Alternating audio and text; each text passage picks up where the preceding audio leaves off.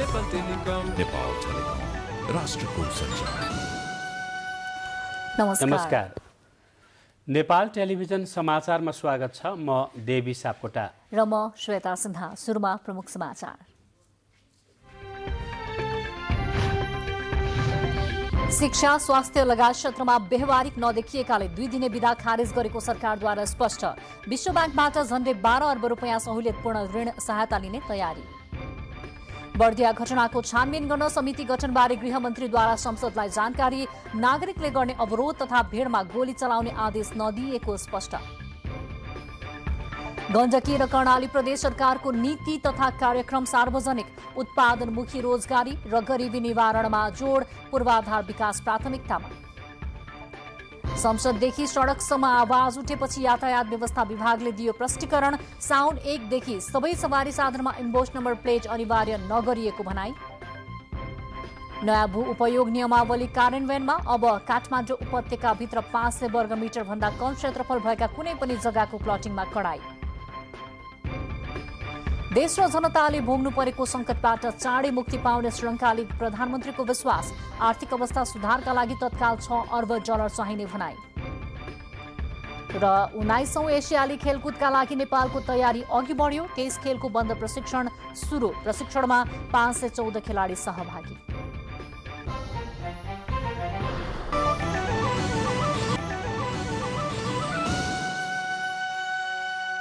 समाचार अब विस्तारमा।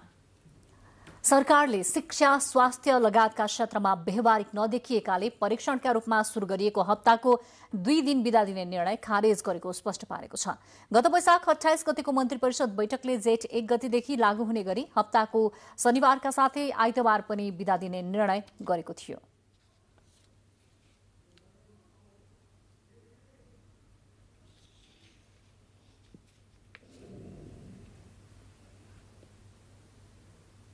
दरबारमा मन्त्री परिषदको सोमबारको बैठकको निर्णय सार्वजनिक गर्न आयोजित पत्रकार सम्मेलनमा सञ्चार मन्त्रालयको जिम्मेवारी समेत सम्हाल्नुभएका गृहमन्त्री बालकृष्ण खाँडले आइतबार बिदा दिने निर्णय खारेज गरेको जानकारी दिनुभएको हो। सोमबारको मन्त्री परिषद बैठकले हाल परीक्षणका रूपमा लागू गरिएको हप्तामा 2 दिन सार्वजनिक बिदा दिने सम्बन्धी निर्णय आउँदो असार 1 गतेदेखि लागू हुने गरी खारेज गरेको थियो। मन्त्री परिषदको बैठकले विश्व ब्याङ्कबाट हरित उत्थानशील र समावेशी विकासका लागि प्राप्त हुने $100 मिलियन झण्डै 12 अर्ब रुपियाँ सहुलियतपूर्ण ऋण सहायता लिन वार्ता टोली गठन गर्ने निर्णय पनि गरेको उहाँले जानकारी दिनुभयो। उहाँका अनुसार बैठकले व्यापार तथा निकासी प्रवर्धन केन्द्रको रिक्त कार्यकारी निर्देशकमा शरद विक्रम राणालाई नियुक्त गर्ने निर्णय पनि गरेको छ। सरकारले थाइल्याण्डमा हुने सुशासन र भ्रष्टाचार नियन्त्रण सम्बन्धी तालिमको अनुगमन र समापन कार्यक्रममा अख्तियार दुरुपयोग अनुसन्धान आयोगका आयुक्तद्वय किशोर कुमार सिलवाल र जय बहादुर चन्दलाई सहभागी हुन स्वीकृति दिएको छ।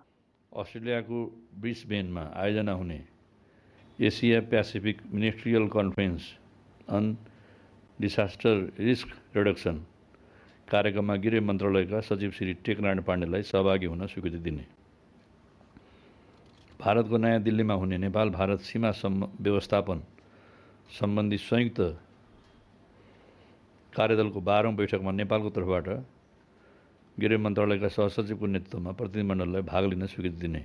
यस्तै बैठकले प्रहरी नायब महानिरीक्षक उत्तम राज सुवेदी, अरुण कुमार बिसी, दिवेश लोहनी, मुकुन्द राज आचार्य र पूजा सिंहलाई प्रहरी अतिरिक्त महानिरीक्षक पदमा बढुवा गर्ने निर्णय पनि गरेको छ। सरकारले लुम्बिनी सांस्कृतिक नगरपालिकालाई अस्पताल भवन निर्माणार्थ सरकारी जग्गा उपलब्ध गराउने, गरिबी निवारणको सञ्चालक समितिको उपाध्यक्षको राजीनामा स्वीकृत गर्ने, फाप्ला अन्तर्राष्ट्रिय क्रिकेट मैदान तथा खेल ग्राम पूर्वाधार निर्माण विकास समितिको अध्यक्षमा सुभाष विक्रम शाही र सदस्यमा कल्पना दियाकोटीलाई मनोनयन गर्ने, नेपाल वायु सेवा निगमका महाप्रबन्धक तथा सञ्चालक सदस्य डिम प्रसाद पौडेललाई पदबाट हटाउने निर्णय पनि गरेको छ। मन्त्री परिषदको बैठकले सामाजिक सुरक्षा ऐन 2075 लाई संशोधन गर्न बनेको विधेयकलाई संघीय संसदमा पेश गर्न स्वीकृति दिएको छ। बैठकले तेजाब तथा अन्य घातक रासायनिक पदार्थको नियमनका सम्बन्धमा व्यवस्था गर्न बनेको विधेयकलाई संसदमा पेश गर्न स्वीकृति दिएको छ।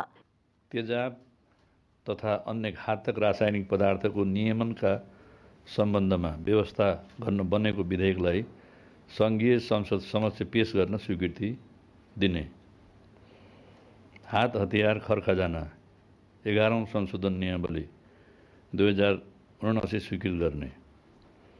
सशस्त्र प्रहरी नायब महानिरीक्षक श्री प्रकाश चन्द्र गौतमलाई सशस्त्र प्रहरी अतिरिक्त महानिरीक्षक पदमा बढुवा नियुक्ति गर्ने, नेपाल प्रहरी र प्रदेश प्रहरी कार्य सञ्चालन, सुपरिवेक्षण र समन्वय ऐन 2076लाई संशोधन गर्न बनेको विधेयकलाई संघीय संसद समक्ष पेश गर्न स्वीकृति दिने, रेलवे सम्बन्धी व्यवस्था गर्न बनेको अध्यादेश प्रतिस्थापन गर्ने विधेयक संघीय संसदमा पेश गर्न पनि मन्त्री परिषदले स्वीकृति प्रदान गरेको छ। औषधि ऐन 2035लाई संशोधन गर्न बनेको विधेयक संघीय संसदमा पेश गर्न स्वीकृति प्रदान गरेको छ। मन्त्री परिषदले स्वास्थ्यकर्मी तथा स्वास्थ्य संस्थाको सुरक्षा सम्बन्धी ऐन 2066लाई संशोधन गर्न बनेको विधेयक संसदमा पेश गर्न स्वीकृति दिने र मानव अङ्ग प्रत्यारोपण विकास समिति गठन तेस्रो संशोधन आदेश 2079 स्वीकृति गर्ने निर्णय पनि गरेको सो अवसरमा गृहमन्त्री खाँडले जानकारी दिनुभयो।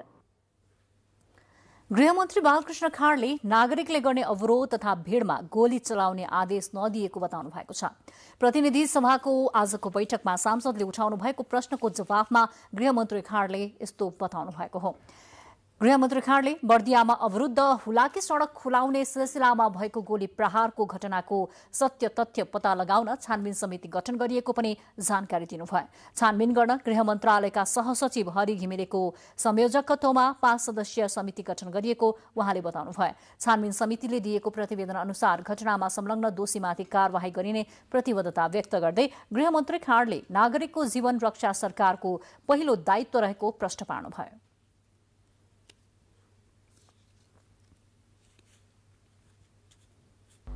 नागरिकहरूको यस्तो अवरोधहरू भिडहरूमा गोली चलाउने अहिले आदेश छँदै छैन। म यो रोस्टमबाट भन्न चाहन्छु, नेपाल सरकारको गृह मन्त्रालयको निर्देशन सम्झाइ बुझाइ गर्ने, बरु सर्वपक्षीय या सर्वदलीय मिटिङहरू गरेर समस्यालाई सम्बोधन गर्ने र कमभन्दा कम शक्ति प्रयोग गर्ने। गोली प्रहार गर्ने त आदेशै छैन।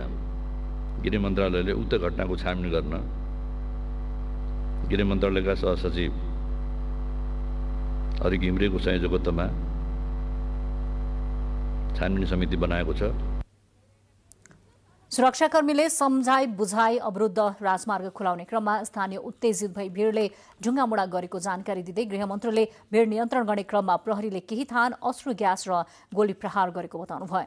गोली प्रहारबाट स्थानीय नवीना चौधरीको निधन भएको थियो। प्रतिनिधि सभाको बैठकमा आर्थिक वर्ष 2079-80 को विनियोजित बजेटमाथि मन्त्रालयगत छलफल भइरहेको छ।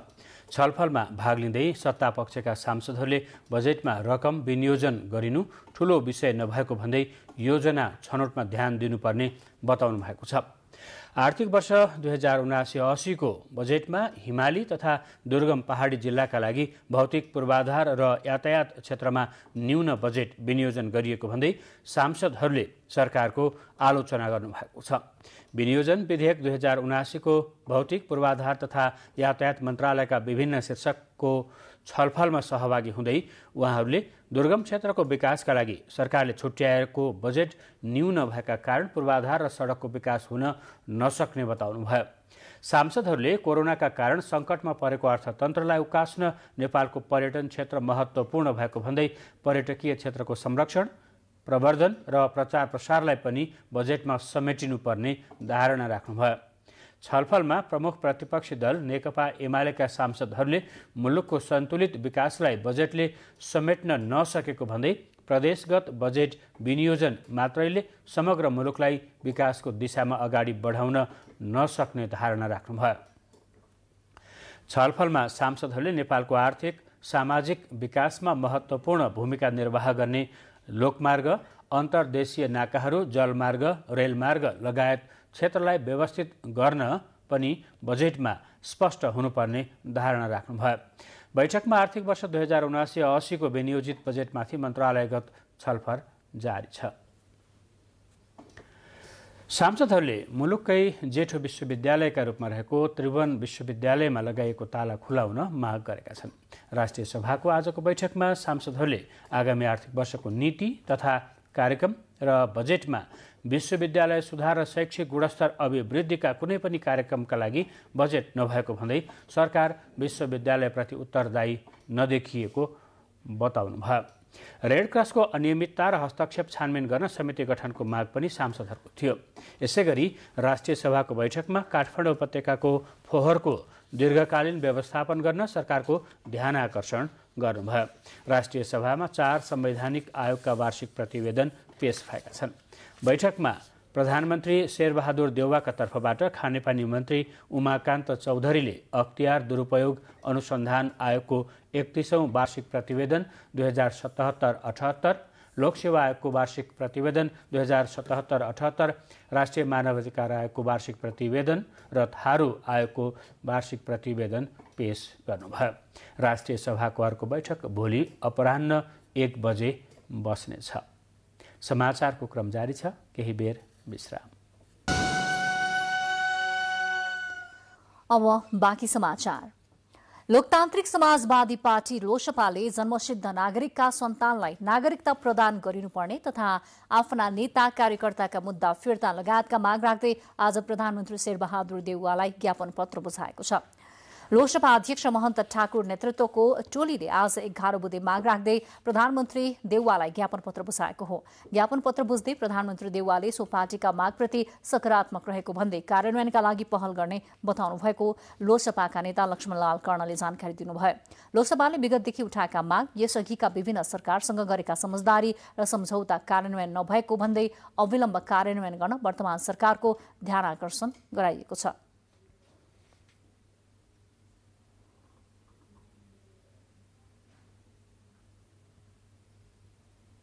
जबसम्म संघीय कानुन बन्दैन त्यसपछि नागरिकता विहीनको अवस्थामा छ। त्यो भएर पहिला नागरिकताको विषयमा अलि छिटोभन्दा छिटो संसदबाट पासै हुनुपर्छ भनेर उहाँले प्रतिबद्धता पनि जाहेर गर्नु भएको छ।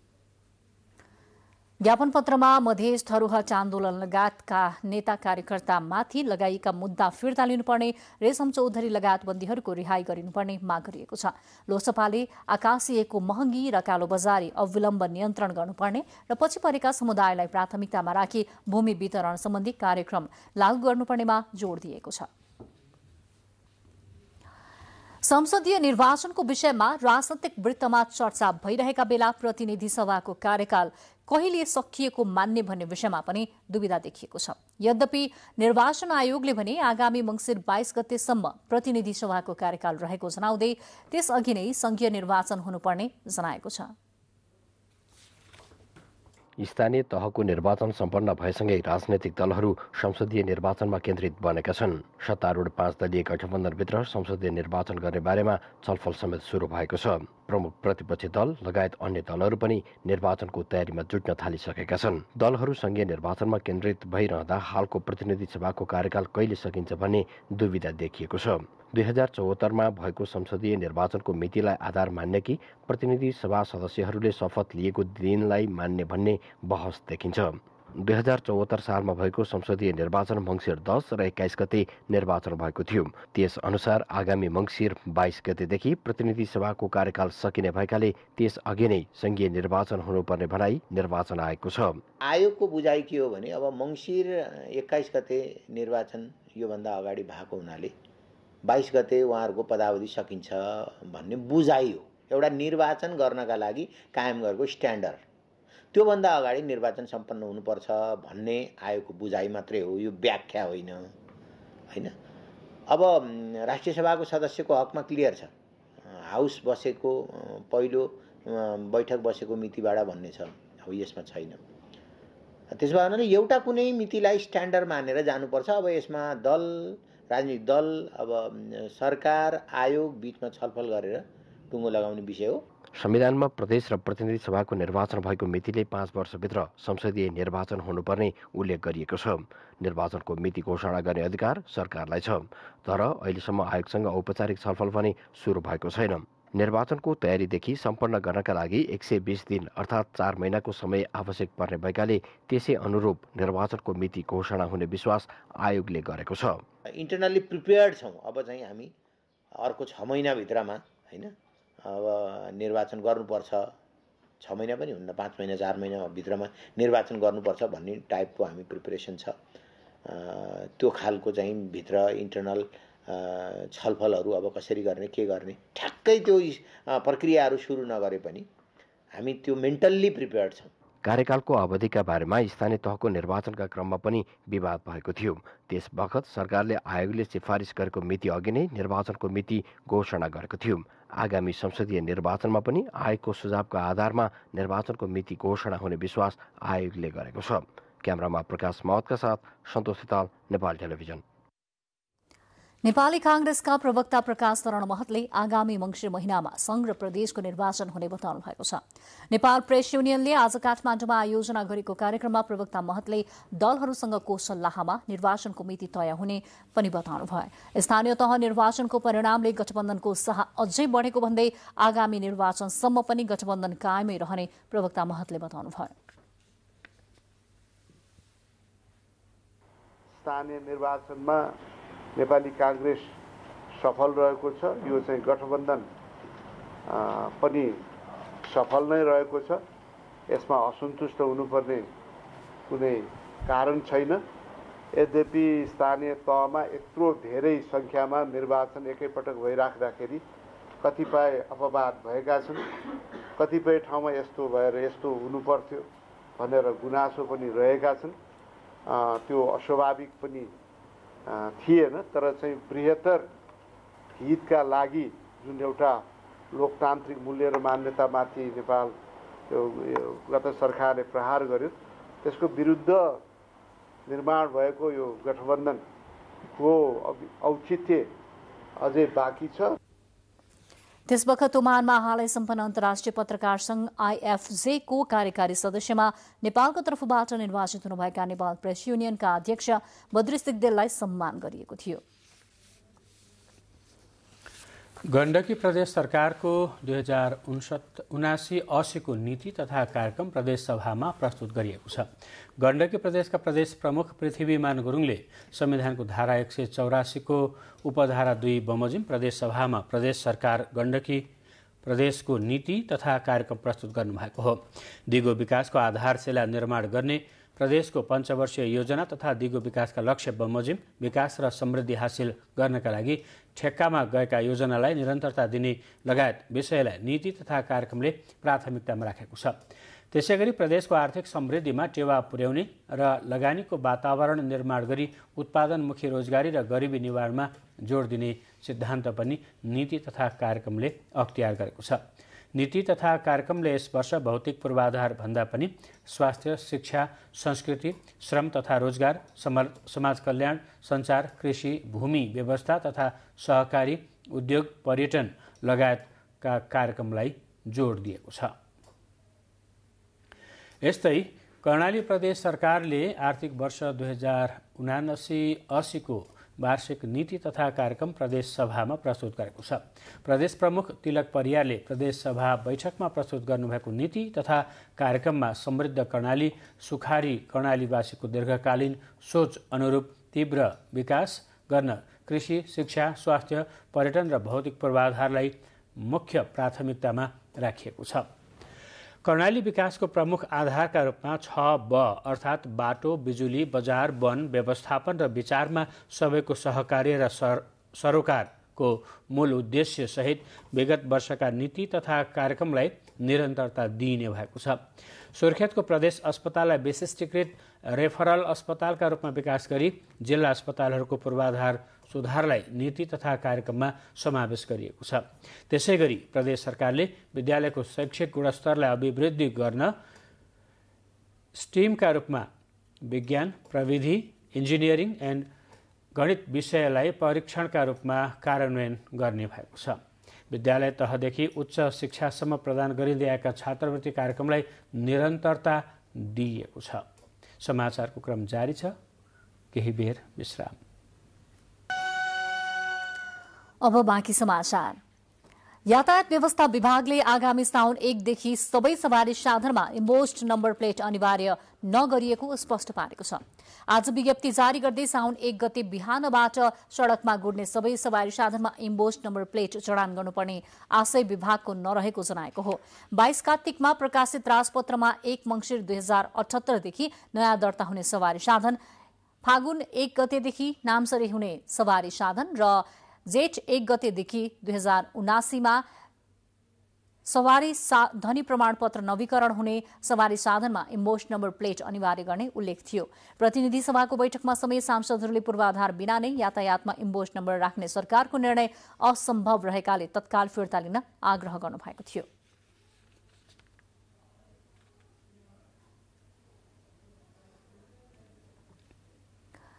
यसैबीच युवा संघ नेपालले सवारी साधनको इम्बोस्ड नम्बर प्लेट जडानमा सर्वसाधारणलाई अस्वाभाविक दबाव दिएको भन्दै काठमाडौँमा प्रदर्शन गरेको छ। युवा संघ नेपालले काठमाडौँको बानेश्वर स्थित यातायात व्यवस्था विभाग अगाडि इम्बोस्ड नम्बर प्लेट खारेज हुनुपर्ने भन्दै विरोध प्रदर्शन गरेको हो।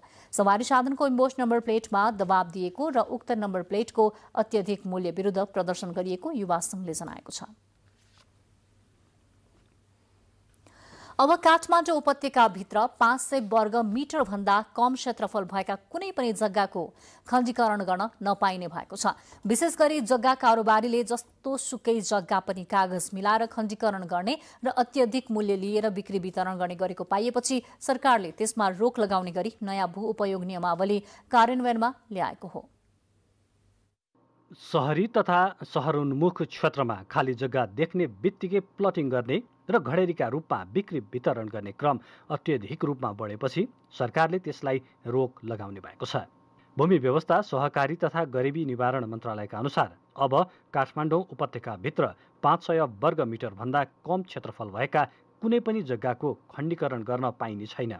विशेष गरी जग्गा कारोबारीले जस्तो सुकै जग्गा पनि कागज मिलाएर खण्डीकरण गर्ने, अत्यधिक मूल्य लिएर बिक्री वितरण गर्ने गरेको पाइएपछि मन्त्रालयले त्यसमा रोक लगाउन लागेको हो। नेपाल राजपत्रमा प्रकाशित सूचना अनुसार नयाँ व्यवस्था लागू भएपछि काठमाडौँ उपत्यकाभित्र अत्यधिक मात्रामा बढ्दै गएको जग्गाको खण्डीकरण रोकिनेछ। त्यस्तै तराई र भित्री मधेसमा 675 वर्ग मिटर भन्दा कममा कुनै पनि जग्गाको खण्डीकरण गर्न पाइने छैन। काठमाडौँ उपत्यका, तराई र भित्री मधेस बाहेकका भूभागमा भने 1000 वर्ग मिटर भन्दा कममा जग्गा प्लटिङ गर्न पाइने छैन। आवासीय क्षेत्रका रूपमा वर्गीकरण गरिएको जग्गाको हकमा पनि नियमावलीमा अर्को व्यवस्था गरिएको छ। न्यूनतम 130 वर्ग मिटर भन्दा कम, 500 वर्ग मिटर भन्दा सानो कित्ताको हकमा चौडाइभन्दा लम्बाइ 4 गुणा भन्दा बढी हुने गरी पनि कित्ता काट गर्न पाइने छैन। कुनै कित्ताको आकार र क्षेत्रफल अमिल्दो भई सिमानाको अर्को कित्ताबाट निश्चित क्षेत्रफल समावेश गरी प्लट मिलान गर्न उपयुक्त देखिएमा सो प्लट मिलानका लागि भने कित्ता काट गर्न सकिनेछ। प्रदेश सरकारले जग्गा एकीकरण, चक्लाबन्दी, बस्ती विकास, सामूहिक खेती र सहकारी खेती सम्बन्धी आधार, मापदण्ड र कार्यान्वयनको योजना तयार गरी कार्यान्वयनमा ल्याउन सक्ने व्यवस्था गरिएको छ। स्थानीय तहले कृषिको आधुनिकीकरण, यान्त्रिकीकरण, व्यावसायिकीकरण, सहकारी खेती, सामूहिक खेती तथा सार्वजनिक खेती गर्ने प्रयोजनका लागि सम्बन्धित जग्गा धनीको सहमतिमा साध सिमाना जोडिएको कित्ता जग्गाको एकीकरण गरी चक्लाबन्दी कार्यक्रम सञ्चालन गर्न सक्ने व्यवस्था नियमावलीमा गरिएको छ। कृषि भूमिमा चक्लाबन्दी गर्दा स्थानीय तहले निर्धारण गरेको मापदण्ड बमोजिम सम्बन्धित जग्गा धनीको सहमतिमा कानून अनुसार जग्गाको ज्यामितीय आधार मिलाउने गरी नक्सा श्रेष्ठतामा आवश्यक संशोधन गर्न सकिनेछ। सरकारले खेतीपाती हुने जग्गा, औद्योगिक क्षेत्र रहेको जग्गा, आवासीय जग्गा, खानी तथा खनिज क्षेत्र, वन क्षेत्र, नदी खोला, ताल, सिमसार क्षेत्र, सार्वजनिक उपयोगको क्षेत्र, सांस्कृतिक तथा पुरातात्विक महत्त्वको क्षेत्र गरी जग्गाको वर्गीकरण गरेको छ। शहरी विकास मन्त्रालयको पहलमा हिजो भएको सरकारवालाको बैठकले काठमाडौँको फोहोर उठाउने सहमति गर्यो। तर आज फोहोर बोकेर बन्चरे डाँडा गइरहेका सवारी साधनलाई स्थानीयले रोके, जसले गर्दा उपत्यकाको फोहोर व्यवस्थापनको विषय अझै पनि चुनौतीपूर्ण नै देखिएको छ। बिहान 5 बजे काठमाडौँबाट फोहोर उठाएर हिँडेका टिप्पर चालकहरू अहिले यति बेला अस्त-व्यस्त अवस्थामा छन्।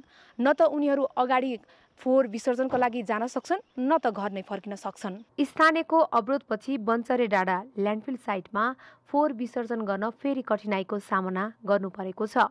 फोहोर विसर्जनका लागि काठमाडौँबाट गएका सवारीलाई बन्चरे डाँडा ल्यान्डफिल साइट प्रभावित क्षेत्र सरकार समितिले अवरोध गरेपछि फोहोर व्यवस्थापनको समस्या फेरि बल्झिएको हो। स्थानीयको अवरोध प्रहरीले नै पन्छाउनु पर्ने स्थिति बन्यो।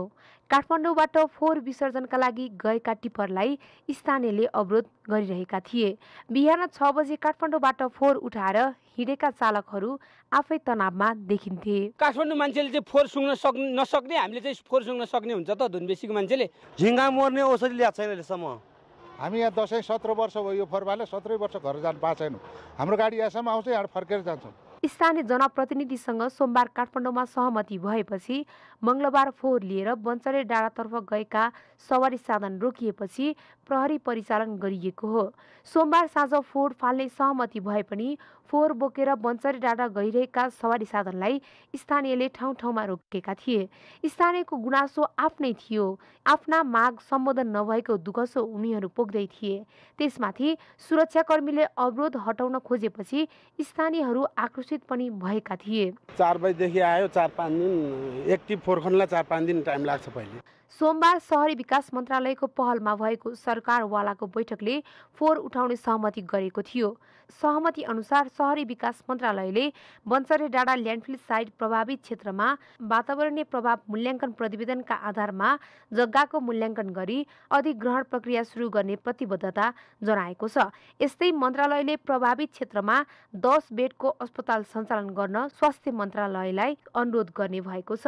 महानगरपालिकाले वातावरणीय प्रभाव मूल्याङ्कनका आधारमा 6 महिनाभित्र सिस्टोलको डम्पिङ साइटमा पोस्ट क्लोजर प्रक्रिया सुरु गर्न प्रतिबद्धता जनाएको छ। प्रभावित क्षेत्रका तर्फबाट उपत्यकाको फोहोर ल्यान्डफिल साइटमा उपयुक्त विधि अनुसार विसर्जन गर्ने कार्यमा ककर्नी गाउँपालिका, धुनेबेसी नगरपालिकाले सहयोग एवं सहजीकरण गर्ने लगायतका सहमति भएको थियो। शहरी विकास मन्त्रालय अन्तर्गत भएको सहमतिमा काठमाडौँ महानगरपालिका र अन्य सम्बन्धित निकायले स्थानीय बासिन्दाको मागलाई पनि सम्बोधन गर्दै र काठमाडौँको फोहोर उठ्ने हिसाबले योजना अगाडि बढाउन आवश्यक छ। क्यामेरामा प्रदुन्न ढुङ्गेको साथमा मानवी बानिया, नेपाल टेलिभिजन, नुवाकोट। चन्द्रागिरी नगरपालिका 2 स्थित नागढुङ्गाबाट स्रोत नखुलेको नगद 3,89,13,000 रुपैयाँ सहित 5 जना पक्राउ परेका छन्। पक्राउ पर्नेमा नुवाकोट विदुर नगरपालिका 8 बस्ने 44 वर्षीय फुलबहादुर गुरुङ र 4 जना चिनिया नागरिक छन्। उनीहरूलाई रकमसहित आज बिहान प्रहरीले पक्राउ गरेको हो। नुवाकोटबाट काठमाडौँतर्फ आउँदै गरेको कारलाई प्रहरी प्रभाग नागढुङ्गा र लागु औषध नियन्त्रण ब्युरोबाट खटिएको संयुक्त टोलीले जाँच गर्ने क्रममा कारको डिक्कीमा प्लास्टिकको बोरामा लुकाई छिपाई ल्याएको नगद फेला परेको हो। यस सम्बन्धमा थप अनुसन्धान भइरहेको प्रहरीले जनाएको छ। रुकुम पूर्वमा महिलाको हत्या आरोपमा पक्राउ परेका वडा अध्यक्षसहित 3 जनालाई पूर्वपक्षका लागि थुनामा राख्न अदालतले आदेश दिएको छ। रुकुमकोट जिल्ला अदालतका न्यायाधीश सनत चन्द्र लवटको इजलासले रुकुम पूर्वको पुथा उत्तरगुङ्गा गाउँपालिका 11 का नवनिर्वाचित वडा अध्यक्ष कुमार सिंह बुढासहित 3 जनालाई थुनामा राख्न आदेश दिएको हो। हिजो वडा अध्यक्षसँगै सोही वडाका निवर्तमान वडा अध्यक्ष जयबहादुर बुढा र उहाँका भाइ अर्जुन बुढालाई अदालतले पूर्वपक्षका लागि थुनामा राख्न आदेश दिएको हो। पुथा उत्तरगङ्गा गाउँपालिका 10 की 39 वर्षीय ठुटी बुढा भन्ने जुन माया बुढाको हत्या आरोपमा निजहरूलाई थुनामा राखिएको प्रहरीले जनाएको छ। वडा अध्यक्षमा विजयी हुनुभएका कुमार सिंह बुढा मतदानको अवधिमा पनि प्रहरी हिरासतमै रहनु भएको थियो। बुलेटिनको बीचमा प्रमुख समाचार फेरि एकपटक।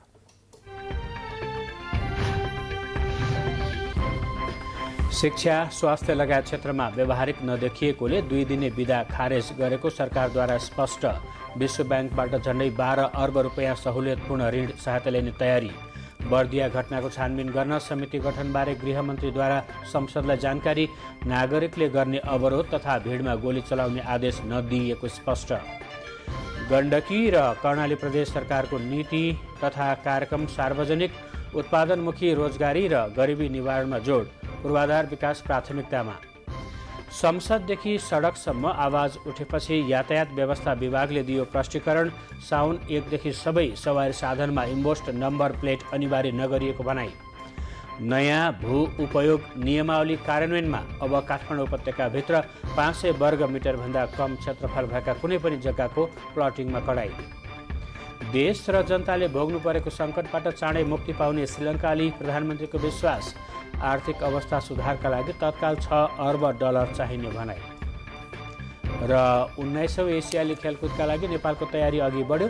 23 खेलको बन्द प्रशिक्षण आज सुरु। प्रशिक्षणमा 514 खेलाडी सहभागी। अब बाँकी समाचार। हिउँदमा सुक्खा हुने बुटवलको तिनाउ नदी बर्खायाममा डरलाग्दो गरी उर्लिएर आउने भएकाले सम्भावित बाढीको जोखिम कम गर्न अहिलेदेखि आवश्यक काम अघि बढाउनु पर्नेमा स्थानीयले माग गरेका छन्। पाल्पाको बाढीबाट सुरु भएको तिनाउमा 30 भन्दा बढी खहरे खोला मिसिएर बुटवल आइपुग्दा नदी किनारका बस्ती नै जोखिममा पर्ने गरेका छन्।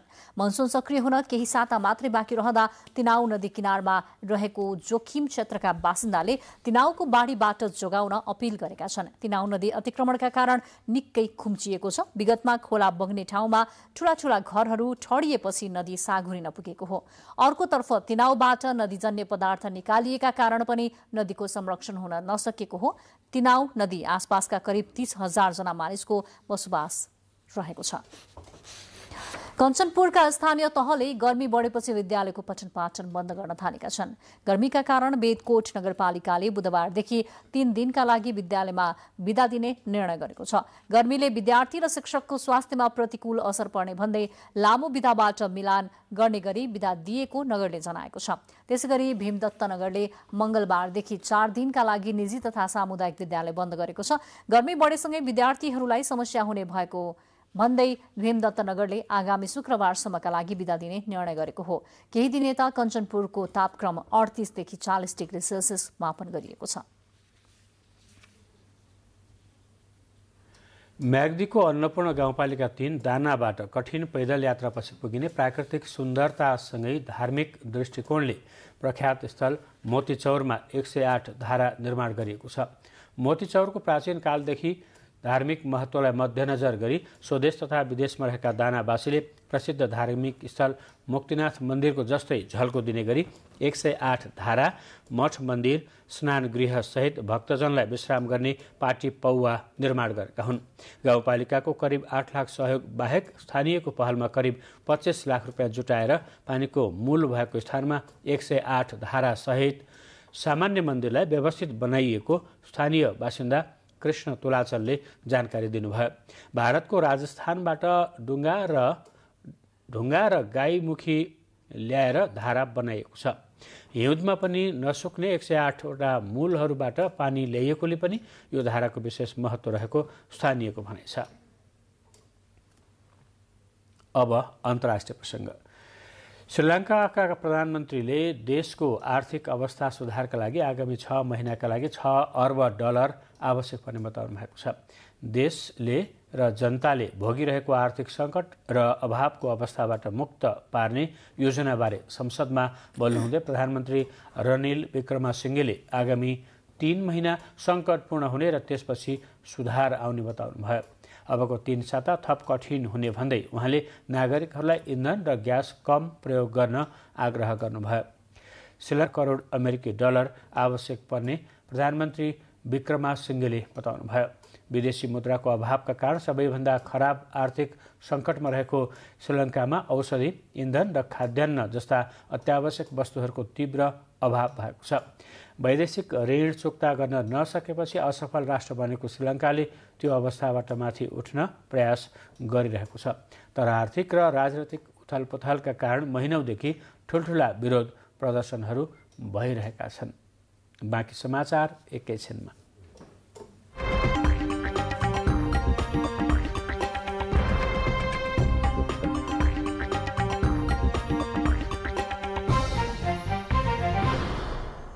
अब आर्थिक समाचार।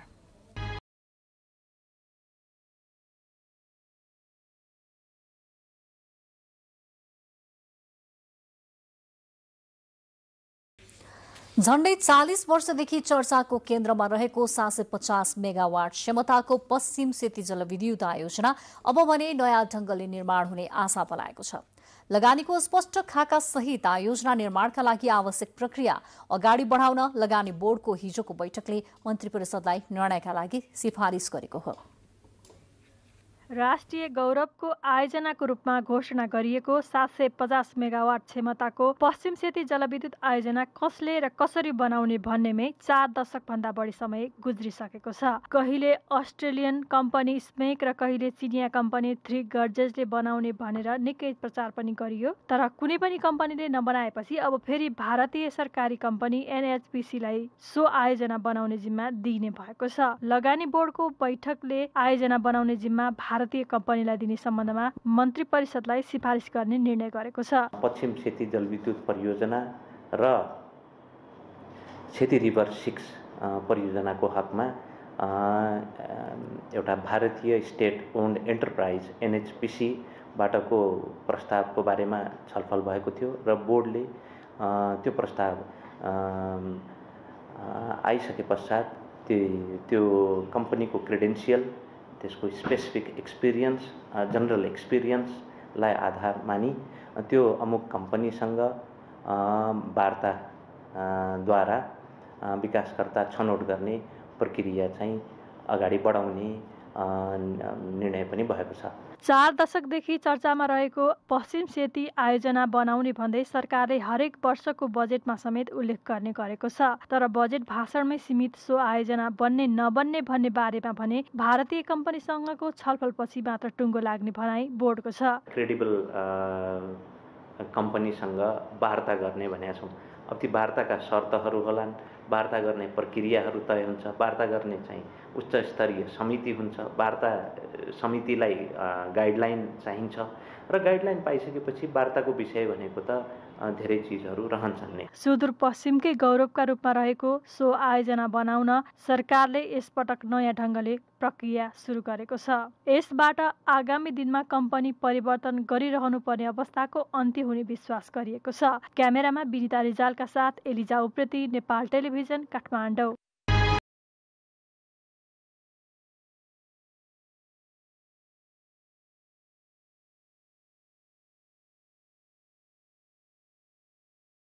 खेलकुद समाचार। खेलकुद समाचारका साथमा सावित्री कञ्चनजङ्घा अगरबत्ती, सुभाषको बहार, धमाकेदार उपहार। 19औं संस्करणको एसियाली खेलकुदका लागि नेपालको तयारी सुरु भएको छ, जस अन्तर्गत राष्ट्रिय खेलकुद परिषदले आजबाट खेलाडीको पहिलो चरणको बन्द प्रशिक्षण सुरु गरेको छ। यो सँगै एसियाली खेलकुदमा सहभागी हुने सबै 23 खेलको बन्द प्रशिक्षण सुरु भएको हो। बन्द प्रशिक्षणमा 23 खेलबाट 514 खेलाडी सहभागी हुनेछन्, जसमा 230 पुरुष र 284 महिला खेलाडी सहभागी छन्। पहिलो चरणमा सुरु भएको तालिम असार मसान्तसम्म चल्नेछ। राष्ट्रिय खेलकुद परिषदका सदस्य सचिव टङ्कलाल घिसिङले बन्द प्रशिक्षणको औपचारिक उद्घाटन गर्नुभएको छ। चीनमा बढ्दै गएको कोरोनाका कारण एसियाली खेलकुद अनिश्चितकालका लागि स्थगित भएको छ। यसअघि अक्टोबरमा एसियाली खेलकुदको मिति तोकिएको थियो। नेपालले तयारी भने सन् 2023 को मितिलाई मध्यनजर गर्दै गरेको राखेपले बताए। आउटमा नेपाल थाइल्याण्डसँग पराजित भएको छ। थाइल्याण्डसँग 49 रनले पराजित भएसँगै नेपालको विश्वकपमा छनौट हुने सम्भावना सकिएको छ। मलेसियाको ओभल क्रिकेट मैदानमा थाइल्याण्डले दिएको 90 रनको लक्ष्य पछ्याएको नेपालले 19 ओभर 5 बलमा अल आउट हुँदै 40 रन मात्र बनाउन सक्यो। नेपालका लागि सृष्टि जैसीले अभिजित 7 रन बनाइन्। यसअघि टस हारेर पहिले ब्याटिङ गरेको थाइल्याण्डले 20 ओभरमा 7 विकेट गुमाएर 89 रन बनाएको थियो। दोस्रो हार बेहोरेको नेपालले 4 खेलमा 4 अङ्क जोडेको छ। अब नेपालले अन्तिम खेलमा बिहिबार मलेसिया विरुद्ध खेल्नेछ। छनौटको शीर्ष टोलीले दक्षिण अफ्रिकामा आयोजना हुने विश्वकपमा स्थान बनाउनेछन्। थाइल्याण्ड 4 खेलमा 8 अङ्क जोडेर शीर्ष स्थानमा रहेको छ। खेलकुद समाचारका साथमा सावित्री कञ्चनजङ्घा अगरबत्ती, सुभाषको बहार, धमाकेदार उपहार, रु 50 सम्मको आकार। मौसम प्रदेश 1, मधेस, बागमती र गण्डकी प्रदेशमा आज राति आंशिकदेखि सामान्य बदली रही केही स्थानहरूमा तथा मधेस प्रदेशका थोरै स्थानहरूमा मेघ गर्जन सहित हल्कादेखि मध्यम वर्षाको सम्भावना रहेको मौसम पूर्वानुमान महाशाखाले जनाएको छ। काठमाडौँमा आज राति न्यूनतम तापक्रम 20 र 22 तथा भोलि दिउँसो अधिकतम तापक्रम 27 र 29 डिग्री सेल्सियसका बीच रहने अनुमान गरिएको छ। अब मौसम सम्बन्धी थप विवरण।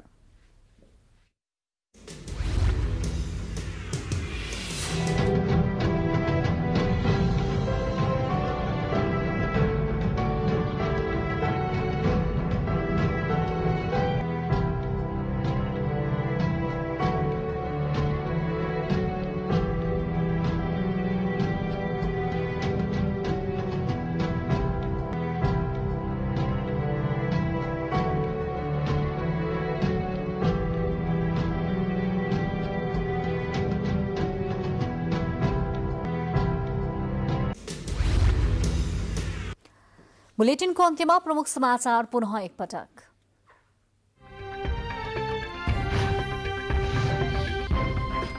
शिक्षा स्वास्थ्य लगायत क्षेत्रमा व्यवहारिक नदेखिएकाले 2 दिने विधा खारेज गरेको सरकारद्वारा स्पष्ट।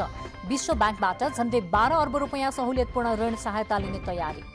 बर्दिया घटनाको छानबिन गर्न समिति गठनबारे गृहमन्त्रीद्वारा संसदलाई जानकारी। नागरिकले गर्ने अवरोध तथा भीड़मा गोली चलाउने आदेश नदिएको स्पष्ट। गण्डकी र कर्णाली प्रदेश सरकारको नीति तथा कार्यक्रम सार्वजनिक उत्पादनमुखी रोजगारी र गरिबी निवारणमा जोड, पूर्वाधार विकास प्राथमिकतामा। संसददेखि सड़कसम्म आवाज उठेपछि यातायात व्यवस्था विभागले दियो प्रस्तीकरण। साउन 1 देखि सबै सवारी साधनमा इम्बोस नम्बर प्लेट अनिवार्य नगरिएको भनाई। नयाँ भू उपयोग नियमावली कार्यान्वयनमा अब काठमाडौँ उपत्यकाभित्र 500 वर्गमिटर भन्दा कम क्षेत्रफल भएका कुनै पनि जग्गाको प्लटिङमा कडाई। देश र जनताले भोग्नु परेको संकटबाट चाँडै मुक्ति पाउने श्रीलङ्काली प्रधानमन्त्रीको विश्वास। आर्थिक अवस्था सुधारका लागि तत्काल $6 अर्ब चाहिने भनाई। 19औं एसियाली खेलकुदका लागि नेपालको तयारी अघि बढ्यो। 23 खेलको बन्द प्रशिक्षण सुरु। प्रशिक्षणमा 514 खेलाडी सहभागी। हवस् त समाचार अहिलेलाई सकिएको छ। बिदा दिनुहोस्। नमस्कार।